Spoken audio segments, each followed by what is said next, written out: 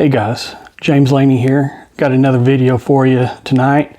It's been a little while since I've done one. Been having some back problems, so I've been not shooting quite as much as I like lately, and haven't had all that extra time to do these videos. But so I've had a lot of people ask me about some tips and tricks and techniques and things for getting started in still challenge, and some of my observations that I've had in doing these. Before we get into that though, if you like my videos, please hit the subscribe button. Should be down in one of these little corners here. They keep flipping it around on me. But please hit that, subscribe to my channel and like that. That helps me out and encourages me to do more of these videos. So with that, I've made a list over time of the problems that I see people make in still challenge. And, I've shot a lot of other shooting competitions, other disciplines, and I've done pretty well in those. And, some of the things that people have always commented about me is that I'm generally a really calm, collected shooter. I don't get agitated or anything when I'm shooting. And I'm also very organized. I'm a very organized shooter. I have a process that I go through that kind of helps me get in my rhythm when I do a lot of things. And that's helped me be successful. So, when I go to these matches, I've paid a lot of attention to just see where other people are making mistakes. Some of these shooters are new shooters. Some of these shooters are experienced shooters. Most of the mistakes that I've noticed, I've seen made by just about every level of shooter at some point or another. So with that, I'm going to share my list with you. These are kind of in a specific order in which I've noticed people. I'm going to go from least common to most common with the mistakes that I've seen. So one of the lesser common mistakes that I've seen people make is, and this is geared specifically towards still challenge. Some of this might be applicable to other disciplines, especially the mental part of it. But I shoot Rimfire, open division, and I shoot rifle and pistol, both open division. So what I've seen are kind of geared toward those divisions specifically, but could be applied to others depending. So this one's obviously going to apply to optics. And one of the things that I've seen a few people make, and I've seen a few experienced shooters make this problem, is not having a fresh battery in your optic. Some of these optics, I use the Hollow Suns. I've shared that in some of my other videos. They have the solar panels, but that's kind of just a limited backup. Things can start working funny when you start losing battery power. So I don't know that I'd want to purely rely on a solar, but it is nice having that. But change your batteries out. In the Hollow Suns, change them out once a year. Some of these other ones, they go through them a little faster. You probably need to change those more often. And the big thing is carry a spare. I've lent spares to some experienced shooters out there just because I felt bad that they shot one match and their battery's dead, and still had 7 matches to go. So like I said, change your batteries out, carry a spare. Not really any excuse for not doing those. I mean, that's something simple, and that's something you can do ahead of time. You should never really have a battery go dead in the middle of a match. And also check and make sure it's sighted in occasionally. I've seen shooters where their guns weren't sighted in. Maybe they lost 0 that day doing something, but I guarantee you they probably came to that match with a gun that wasn't zeroed in. So make sure your gun's zeroed in. Do that occasionally. How often you need to do that probably just depends on your maintenance and routine, but I generally run to the range fairly regularly. I just throw my guns in my bags and take them, make sure they're sighted in. It's fairly simple. Take a couple shots and you're good to go, right? So that's that'll be tip number 1 right there. So tip number 2, make sure your gun's reliable. I see lots of jams. Not only, you might have to do a little bit of light gunsmithing. I've been a gunsmith for over 20 years, but you know, and I'm comfortable doing a lot of things to guns where some people aren't comfortable with that, and that's fine, you know. But you know, some of the basic things basically just includes some polishing. You know, polish some areas that are rough. You know, if you're feeling some stickiness somewhere or some roughness somewhere, polish that. You know, you can do that with a Dremel tool. You can do that with some pastes. But get your guns reliable. If you're not comfortable getting your gun reliable, take it to a gunsmith and have them get it reliable. You know, I see a lot of people, especially, you know, I started this just later last year, in early November, late October. And so I've kind of only shot through the cold, but we've kind of had a warm winter. We've had some really cold days, and I've shot in some sub 20 degree weather. And I've shot in, you know, 60, 70 degree weather. So it's been a strange winter already. But know your gun and know what it's going to do in those different temperatures. I tell you what, I like when we get those minus, you know, not minus, but those 50, 40 degree or less days, because there seems to be something that happens to guns right in that 20 or in that 40 to 50 degree range. And when you start getting temperatures less than that, you start seeing a lot of people get jams. And you know, that's something that's avoidable. You know, either through a different ammunition or through making sure your gun is perfectly reliable. You know, if you're shooting a subsonic round in the summer, you may not be able to shoot that in the winter. You know, I'm shooting Federal Auto Match. I like it. It's been very reliable. I keep pretty detailed notes and everything, and I'm running in the 99.99 range and reliability. I seldomly have a jam or a malfunction. You know, I can generally go several I get the little 325 round boxes. I've been getting them from Walmart for like 20 bucks, 21 bucks a box. And ignition has been great with them. You know, their accuracy, it's not the greatest in the world, but it's more than acceptable for steel challenge. You know, I've tried to get some other rounds that were more accurate to work, and there's been some things that I didn't like about them. And, you know, that leads me to my next tip.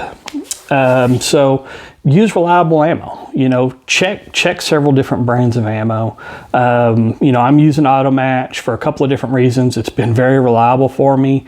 You know, I seldomly get a failure to fire, and you know, my guns hardly ever jam. I've made sure that my guns will extract non-fired rounds perfectly fine.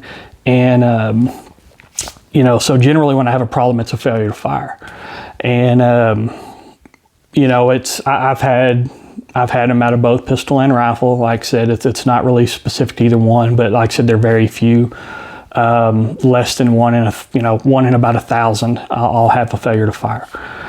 And, you know, I've tested some other rounds. I've tested Gila, I've tested CCIs, I've tested Winchesters, I've tested Lapuas, I've tested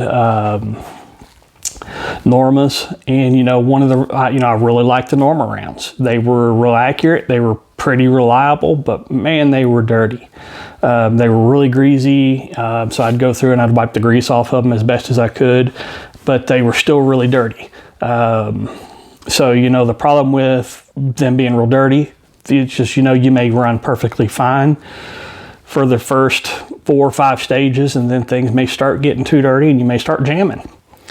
So, you know, I think having a clean round is important. And if you haven't tried Federal Auto Match, give it a shot, because like I said, it's really clean. And it's just been a good round. Like I said, some people have had bad luck with them. And, you know, all 22 rounds, you can get bad lots. You know, that is what that is. You know, the more expensive 22 ammo goes through some better quality control, and you generally will have probably just more consistent ammo with that. But, you know, that ammo can be dirty. It can still be, you know, just not what your gun likes. So try different ammo.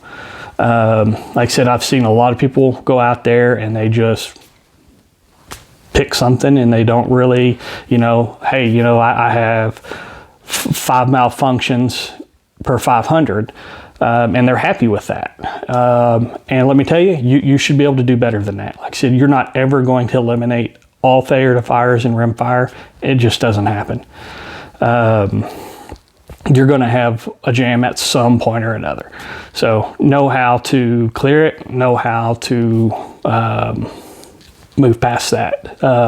Because, you know, if you get one and it gets stuck in the chamber because your gun's dirty or something like that, then that's a problem. And, you know, like I said, you're on the clock. And, you know, you get to throw one away, but, you know, I don't want to waste my throwaway because I chose bad ammunition or because there's something in my gun that I could have made reliable.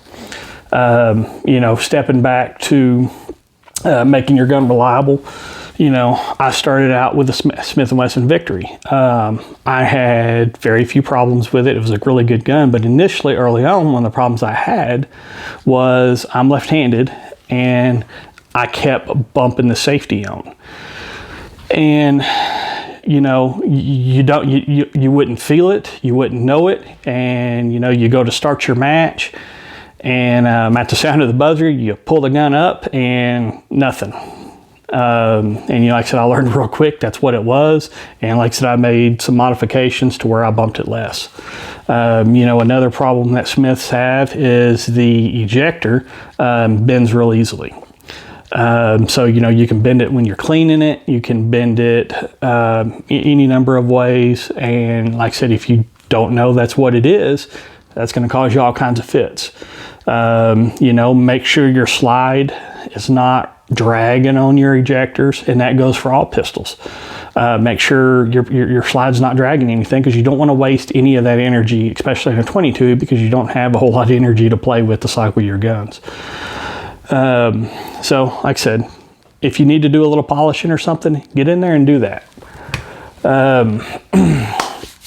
So what that brings me to next, make sure you load your gun. You know, I've seen people step up there, they get ready, you know, they go through all the motions, you know, get in their rhythm of checking everything, and they forgot to stick a magazine in there. They forgot to charge it. Magazine's not seated all the way, and they don't pick a round up. Any number of things. Make sure your magazine is seated all the way, and make sure you charge your firearm. It's stupid simple, but yet people do this every single time. I see people do it at every match that I've gone to. So make sure you're getting your gun loaded. Next one is make sure you're getting your safety off. Some people have a habit of putting your safety on. In some divisions, you have to put it on. In rimfire, you do not.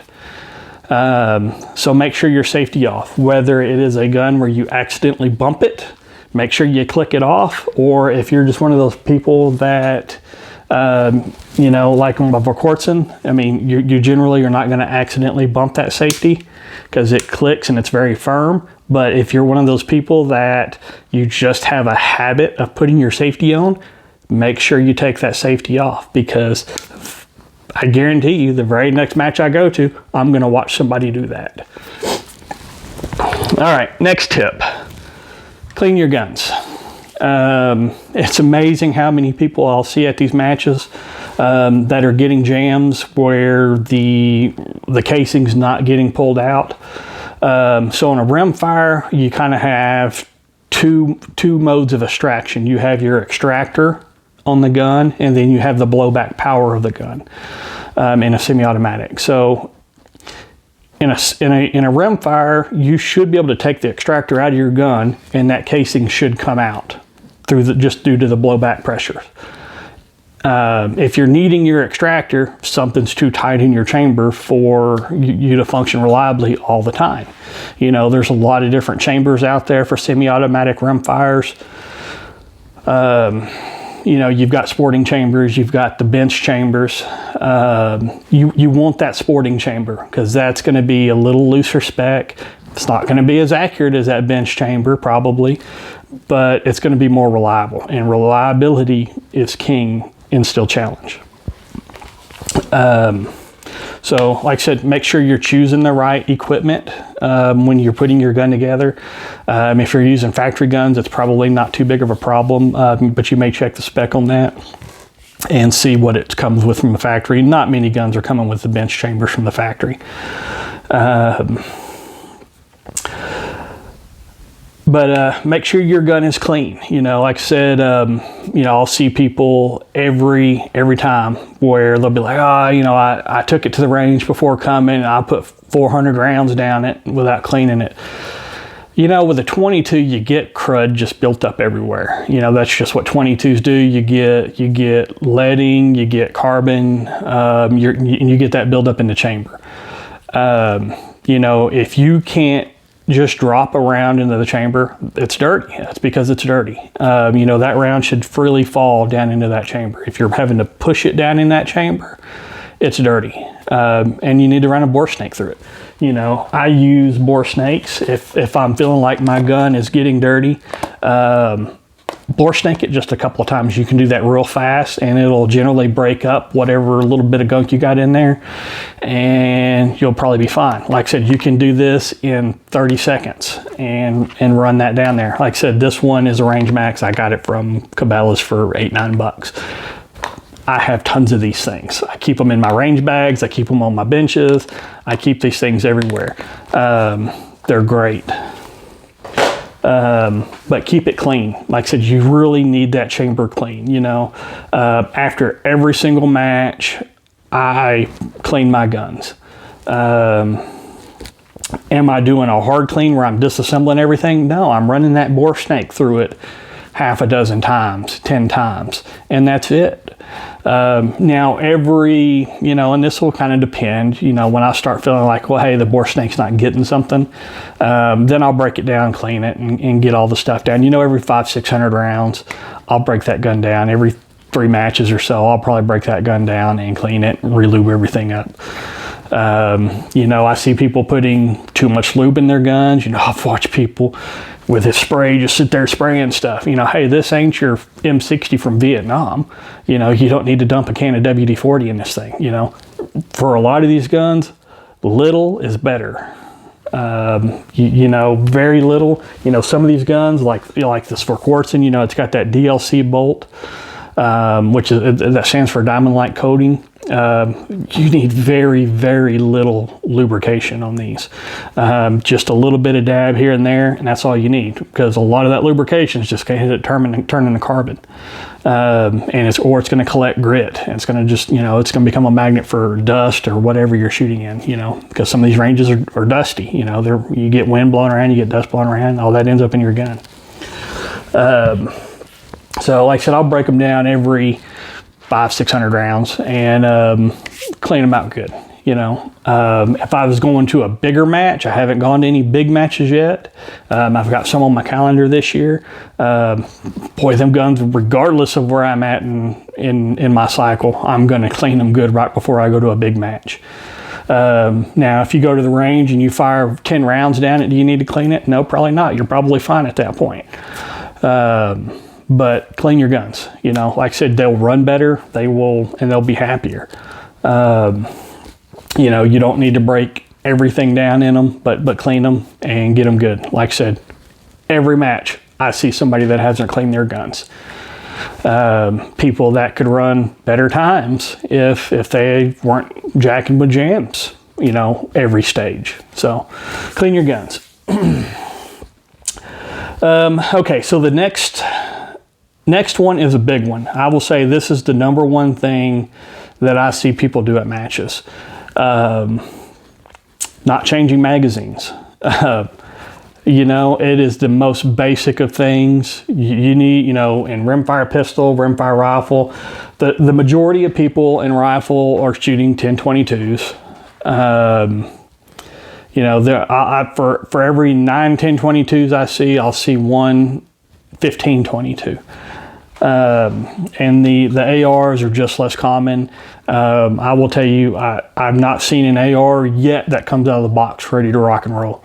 Most all of them you're going to have to do some minor gunsmithing on to get them running reliable enough to where they're suitable for this, where you're not going to be fighting it constantly. So on the Ruger 10-22s, you've got a lot of different magazine choices. So in choosing that magazine, you know, and that just goes back to, you know, make sure your guns are reliable. There's only 2 magazines that I would say are really suitable from what I've seen, and that is the standard factory rotary 10-round clips, which is what I use, or the BX 15s. So I've watched people with the bigger BX magazines, the 25s, 30s. I will say that those tend to have enough weight to them where they wiggle around in the magazine well, and they're not reliable. There'll be somebody out there that'll be like, oh, I've shot 15 million rounds through mine without a problem with those. Great. I see people every match that are using those that have a problem. People will generally figure it out really fast that that's what the problem is and get away from those. So like I said, let me save you some money in the long run. Don't go buy the BX 25s and 30s. Buy the 10-round rotaries. I get mine for like 19 bucks at Atwood's. There's lots of places you can buy them though. Like I said, if you're really wanting to use the BX 15s, you can, but if you do, stick a new one in there every single time.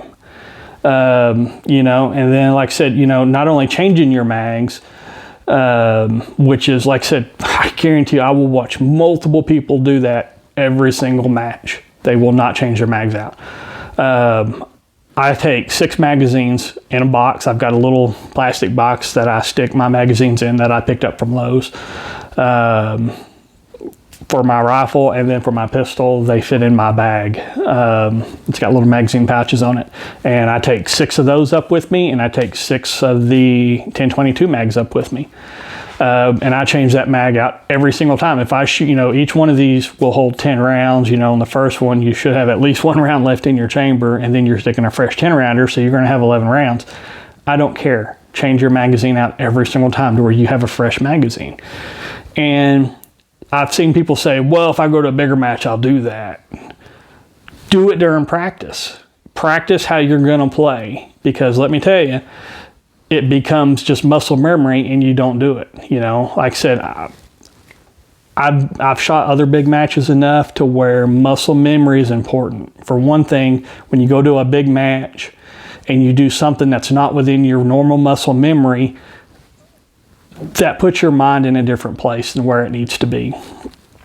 So in your interest of kind of just getting in your muscle memory groove, change your magazines out every single time. Like I said, every match, I see this multiple times. I have watched people go up there and have a problem in all 5 stages of a match because they don't reload their magazines, you know. And that goes me to my second thought here, is that when you're done shooting, don't go start jacking with your buddies or talking about how bad you did or how great you did or anything else.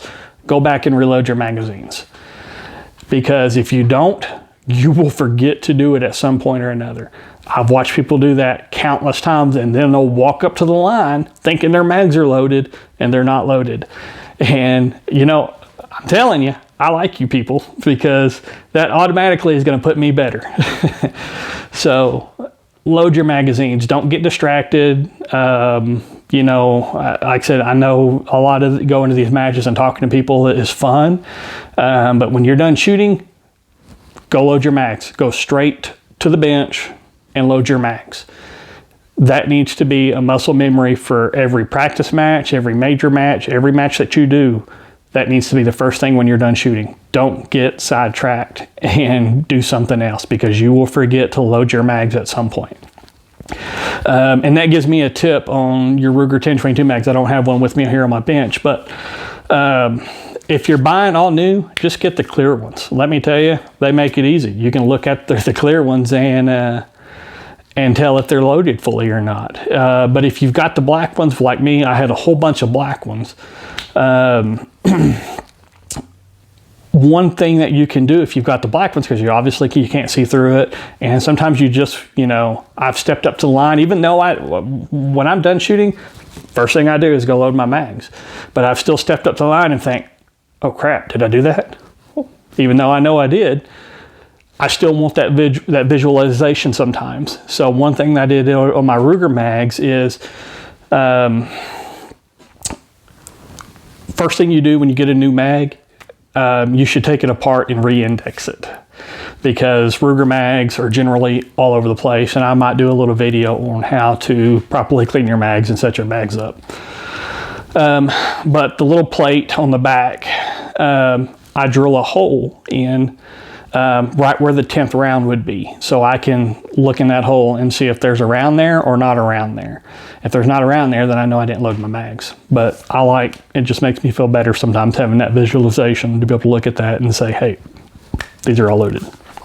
So, little tip, like I said, if you've never taken your Ruger mags apart, you need to, because you need to clean them periodically. They're real easy. You know, they're not quite as easy as a lot of the pistol mags. The pistol mags generally pull right apart. But the rifle mags aren't bad. All you need is an Allen wrench and a little bit of patience, but they're generally pretty easy. I'll pull mine apart every 1,000 rounds or so, and I'll wipe the gunk out of them. Like I said, the auto match is real clean, but if you're shooting one of these that have a lot of that, either the paraffin wax or a liquid wax, that can leave a lot more buildup. When I was shooting the normal rounds, they left a lot of buildup in the magazines, and you want to go through and clean that out, because that's just one thing that's going to cause you fits later on. But like I said, number one thing, make sure you're sticking a fully loaded mag in that gun every time. Like I said, now, the problem I've seen with the BX-15 mags is people will lose count, because you can get 2 matches generally out of a BX-15. You know, you got 15 rounds in it. You know, you shouldn't be expending more than 7 or 8 rounds in a match, but I see people do it. I've seen people get frustrated and they'll let a few more rounds loose, and generally it's really hard to keep track of rounds when you're sitting there plugging away. And they'll fire 9 rounds and not think about it, and they go to shoot it again and they run out of ammunition. Like I said, it's the simplest of things, and that's why I like the 10 rounders, because you really, you could shoot 5 and 5, but I wouldn't. Change the mags out every single time. Make sure you're putting a fresh mag in that gun every single time. So last thing I'm going to talk about is, new people. This is really new people, but experienced shooters, this can affect you, experienced shooters too. It's just being mentally prepared. Obviously, shooting experience is going to play a large part into that. I have an extensive shooting history, so it's easier for me to sit here and say, there's nothing to be worked up about. I've seen very experienced people, in life walk up there and be just as nervous as can be. And, some of the things that I've learned in shooting is that you're probably going to lose way more matches than you ever win. Once you've fired around, man, there ain't nothing you can do to change that. It's a done deal. All you can do is learn from it, so instead of getting angry or frustrated with yourself, learn from your mistakes, because that's how you're going to get better. When you step up to the line, if you've never shot these before, there's an orientation in which you can shoot most stages. There's a few stages that are very cut and dry, and there's some stages that are not very cut and dry. Watch your more experienced shooters on those and see what they're doing. Play with it. I'm left-handed, I figured out very early on that, hey, I can shoot one direction faster than I can shoot the other direction.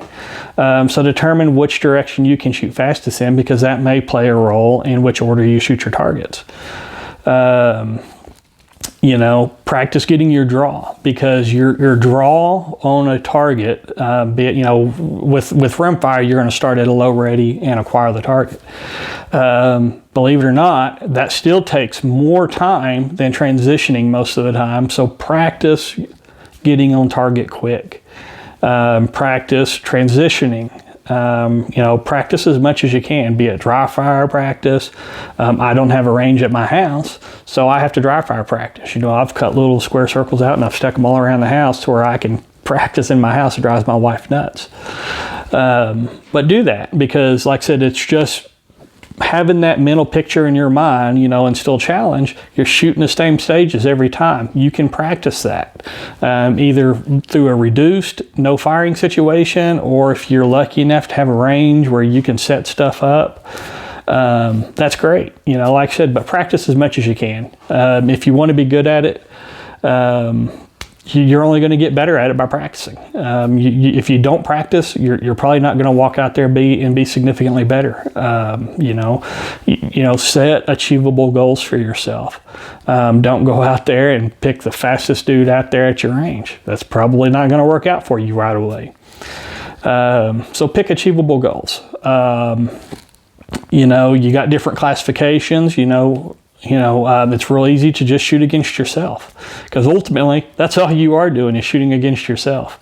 If you put too much competition strain on you, you're not going to do well, or you're going to just work yourself up. And if you're really nervous up there, that's not going to be great. If you're one of those people that sweats, get a golf towel. I sweat sometimes when it's warmer, and I really don't like having sweaty hands when I walk up there, especially with a pistol. I don't like having sweaty hands. Either put a little dust on your hands, use that golf towel. You can get, I take out of my bowling bag, I grabbed one of those little powder balls that you can put on your hands and make your hands kind of sticky, right? So there's another little tip. But there's all kinds of little things to do, because all you're doing is trying to shave off tenths of a second, hundredths of a second, because every time you shave that off, you're getting better. So shave off as much as you can. Really think about what you're doing. If you start getting more serious, have somebody record you. And you can see how big of a fool you probably are. Just when you think you know everything, record yourself, and it'll probably tell you don't know everything. I record myself pretty regularly, be it through YouTube videos or when I'm shooting, and then I can go back and watch what I'm doing. And that's how you find little mistakes about yourself. I've trained a lot of other shooters, and when you start having other people watch you or giving you positive criticism, you'll realize that, hey, that's okay. I make mistakes. Everybody makes mistakes. But I've pointed out things to other shooters that they just absolutely had no idea they were doing. Learn the basics. If you're starting out with a handgun and you're not great with a handgun, re-engineer what you're doing probably. If you start out and you're doing great, but make sure you have a good foundation. I've said this in some of my other videos. It's amazing how many people have a bad grip. Make sure you have a good grip. Because if you have a bad grip, it's going to hurt you at some point or another. Learn the basics, and then when you change to do something, because there's a few things that I do that are a little weird, but I know the basics in some of those. I've had people watch me pull the trigger in some high power shooting, and they're like, wow, you have a really weird trigger pull. It is a really weird trigger pull, but I know exactly what I'm doing. And I've done it other ways. I've played with other ways, and I know why I've changed it to the way that I do it.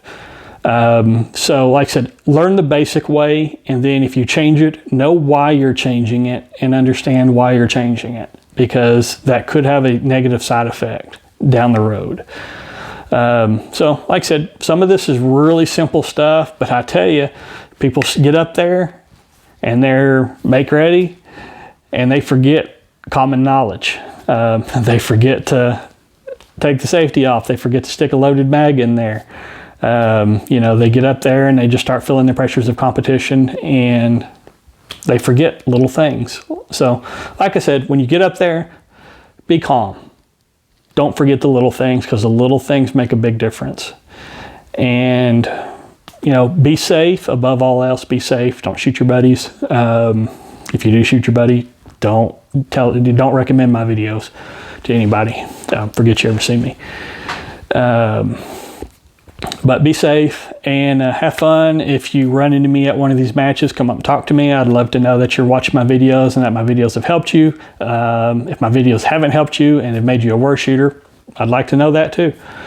And if there's a video that you'd like to see, you know, this video is coming just from people that are telling me, hey, you know, what have you seen at these? So, you know, like I said, that's how future videos come to be. So like I said, come talk to me. I'm a fairly friendly guy. I'm probably going to be taking a few months off shooting so I can get my back fixed. But when I get back out there, like I said, come talk to me. And other than that, just have fun shooting, guys. We'll see you later.